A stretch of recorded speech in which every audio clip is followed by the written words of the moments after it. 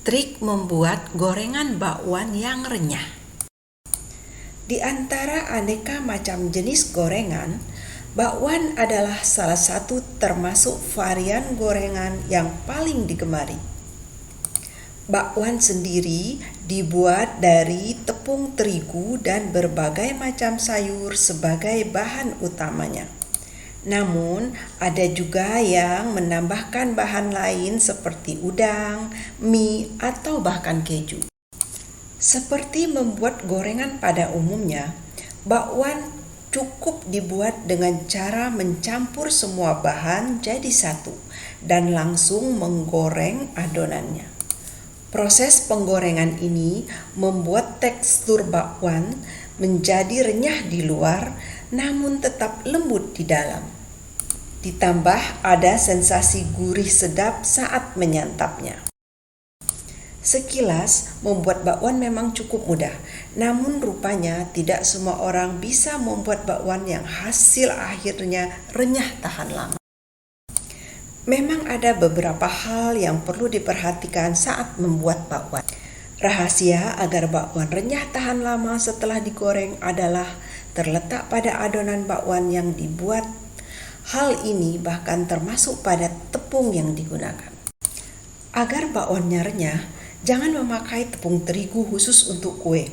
Akan tetapi, pakailah tepung terigu biasa, yaitu tepung terigu protein rendah. Lebih jelasnya, tepung terigu yang digunakan adalah tepung kiloan yang biasa dijual di toko kelontong. Kalaupun ingin menggunakan tepung terigu kemasan dari pabrik, pakailah terigu protein rendah, seperti merek Kunci Mas, LM, atau bisa juga tepung serbaguna, biar tidak perlu menambahi bumbu. Pasalnya, tepung terigu kemasan yang kerap dipakai untuk membuat adonan kue, pizza, atau roti memiliki tekstur yang lebih lembut dan halus. Dan jika digoreng, maka tekstur tepung justru berubah jadi lembek.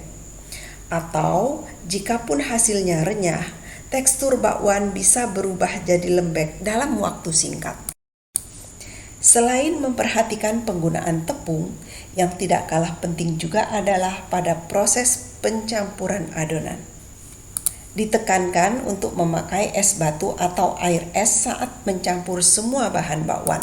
Bukan tanpa alasan, suhu dingin pada es ini bisa memberikan efek renyah pada adonan tepung saat digoreng.